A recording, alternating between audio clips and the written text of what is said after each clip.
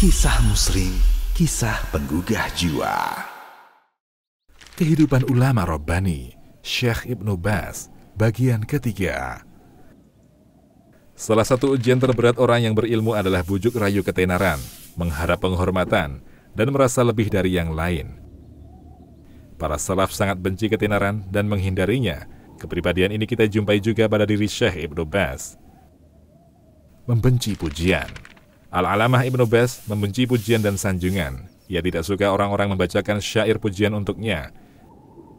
Ia tegur orang yang membacakan syair padanya. Ada juga yang mengirimkan surat untuknya, dibuka dengan puja-puji. Ia katakan, "Tinggalkan, tak usah baca bagian pengantarnya. Langsung saja baca inti surat itu.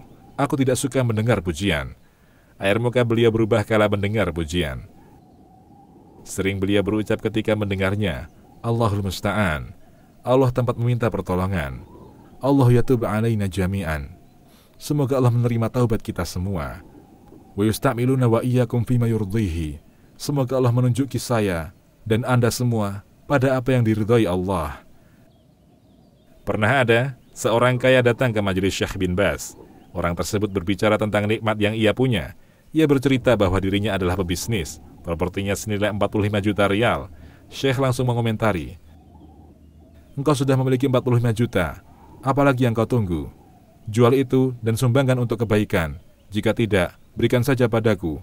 Aku akan menyalurkannya pada kegiatan yang baik." Dan orang tersebut pun diam. Kedermawanan Syekh Ibnu Baz tidak hanya pada harta dan hal-hal yang bersifat materi. Beliau juga dermawan pada waktunya. Waktunya dipergunakan untuk kebaikan umat.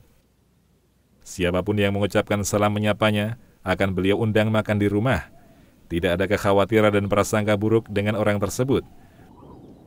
Beliau memerintahkan pegawai di rumahnya agar membeli sesuatu dengan kualitas terbaik dari pasar, buah, sayuran, makanan, dan kurma, sehingga meja makannya dipenuhi hidangan terbaik untuk orang-orang yang ia undang makan. Pergaulan dengan masyarakat. Semua orang yang hadir di majelis Ibnu Baz pasti beliau undang untuk makan bersama. Ia bukanlah orang yang biasa menikmati makanannya seorang diri. Kecuali saat berbuka puasa, beliau makan sebentar, kemudian melanjutkan kegiatan. Tidak pernah tersirat perasaan sempit dan berat di hatinya dengan kunjungan orang-orang. Kapanpun dan berapapun jumlah mereka tidak masalah. Dalam suatu kesempatan, menjelang buka puasa Ramadan, hampir 50 orang datang ke jamuannya. Beliau sambut tamu-tamu itu dengan hangat. Tidak ada rasa sempit karena kehadiran mereka. Kadang, gajinya habis karena kedermawanannya. Bahkan, beliau sampai berhutang karena banyaknya tamu yang datang untuk dijamu. Namun, beliau tidak pernah merasa berat dan menggerutu. Dalam sebuah rubrik Ramadan di sebuah surat kabar, Profesor Yunahar Ilyas, Ketua Pimpinan Pusat Muhammadiyah dan Wakil Ketua Umum MUI Pusat, juga pernah mengisahkan kekagumannya dengan cara Syekh Ibnu Baz menjamu tamunya. Beliau lihat sosok ulama dan pejabat tinggi negara yang begitu rendah hati dan membaur dengan masyarakat umum. Bersama keluarga. Hindun binti Abdul Aziz bin Baz bercerita tentang sosok ayahnya di tengah-tengah keluarganya. Dengan kesibukan dan padatnya rutinitas, Syekh Ibnu Baz tidak melupakan keluarganya. Ia duduk bersama keluarga dengan penuh cinta, menjawabi pertanyaan mereka dengan lapang dada. Beliau orang yang sangat adil terhadap istri-istri dan anak-anaknya dalam jadwal menginap dan senantiasa memenuhi kebutuhan mereka. Tidak pernah sama sekali beliau meninggikan suara di tengah-tengah kami. Tidak pernah. Ia juga tidak pernah marah, kecuali jika ada anak-anak yang tidak sempurna dalam penunaian sholat atau mengakhirkan dari waktunya dan hal-hal lain terkait permasalahan akhirat. Apabila beliau bersafar ke Mekah atau Taif, tidak lupa beliau menelpon keluarganya, memberi kabar kepada mereka, bertanya tentang keadaan semua anggota keluarga hingga ke cucu-cucunya. Beliau adalah orang yang baik dan sangat penyayang. Semoga Allah menyayanginya. Salah seorang saudaranya yang paling ia perhatikan adalah Muhammad rahimahullah. Ia sering mengobrol dengannya. Mereka dekat dan ayah suka mengunjunginya.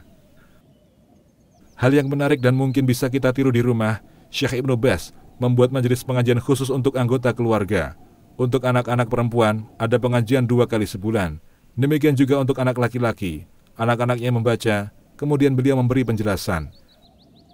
Kadang beliau mendengar pendapat-pendapat mereka, Keadaan ini terus berlangsung sampai akhirnya beliau sangat tersibukkan dengan tugasnya. Lalu jadwal tersebut tidak lagi terjadwal runut. Kegiatan pengajian di rumah biasanya dimulai setelah ayah pulang dari masjid seusai maghrib. Kemudian sholat sunnah di rumah. Sambil menikmati kopi, beliau memulai pengajian. Beliau menyampaikan nasihat-nasihat yang melembutkan hati. Dan terkadang dengan penyampaian tidak secara langsung. Misalnya, beliau pernah menasihati salah seorang putrinya. Orang-orang mengatakan, tidak ada paduan yang lebih enak daripada makan kurma sambil minum kopi. Engkau anakku, bagaimana pendapatmu? Anaknya menjawab dengan contoh serupa, perpaduan makanan dan minuman, lalu beliau menyanggahnya. Tidak, bukan begitu yang kumaksud. Tidak ada perpaduan yang lebih baik, kecuali berpadunya iman dan amal soleh. Sampai hal seperti ini pun beliau perhatikan. Beliau biasakan anak-anaknya dengan paradigma akhirat. Syekh sering mengingatkan agar anak-anaknya memadukan iman dan amal soleh. Karena dua hal itu, sebab sukses dan berhasilnya seseorang di akhirat kelak. Beliau juga pernah bertanya pada putrinya yang sedang duduk di bangku SMA. Ia berkata, adakah faedah dari pelajaran atau buku yang mau kau bacakan untukku? Saat itu putrinya sedang memegang buku fisika. Lalu ia membacakan kepada ayah kami mukadimah dari buku itu. Dari mataharilah kehidupan kita. Kalau bukan karena matahari, tidak akan tumbuh tanaman dan tidak akan turun hujan. Ayah bertanya, apakah kalimat itu benar-benar tertulis dalam buku? Kemudian ia perintahkan anaknya untuk mengambil kertas dan mengatakan, tulislah, sesungguhnya matahari diciptakan oleh Allah. Dialah yang menundukkan matahari untuk hamba dan negeri-negeri yang merupakan di antara makhluk Allah. Tidak boleh menisbatkan pada matahari dan selainnya sebagai sebab tumbuhnya tanaman dan turunnya hujan. Ini adalah kesyirikan. Kemudian beliau membaca ayat. Dan dia menundukkan malam dan siang, matahari dan bulan untukmu. Dan bintang-bintang itu ditundukkan untukmu dengan perintahnya. Sesungguhnya pada yang demikian itu, benar-benar terdapat tanda-tanda kekuasaan Allah bagi kaum yang memahaminya. Quran, Surat An-Nahl, ayat 12. Kemudian ia menyurati kepala sekolah madrasah perempuan agar memperhatikan kurikulum dan menunjuk seseorang yang berilmu untuk mengoreksi buku-buku. Beberapa waktu berlalu, buku-buku pun mengalami perubahan dan penerbit mengutip kalimat Syekh Ibnu Baz sebagai pengantar. Menghafal dan mengulangi pelajaran. Syekh Ibnu Baz adalah seorang pakar dalam ilmu hadis. Beliau menghafal Kutubus Sittah, yakni 6 buku utama yang membuat hadis-hadis Nabi, Sahih Al-Bukhari, Sahih Muslim, Sunan An-Nasa'i, Sunan Abu Dawud, Sunan At-Tirmidzi, Sunan Ibnu Majah. Tidak hanya menghafal hadisnya, beliau juga menghafal periwayat-periwayatnya dan ilal, yakni sebab yang tersembunyi yang merusakkan kualitas hadis. Masya Allah, Sahih Bukhari saja terdiri dari ratusan hadis. Dalam kekurangannya, beliau bisa menghafal itu semua, ditambah kitab-kitab hadis selain Sahih Al-Bukhari, beserta nama-nama periwayatnya. Oleh karena itu, sebelum menjadi duta besar Indonesia untuk Arab Saudi, Agus Maftuh Abe Gibril pernah bertemu dan mencium kening Syekh Ibnu Baz.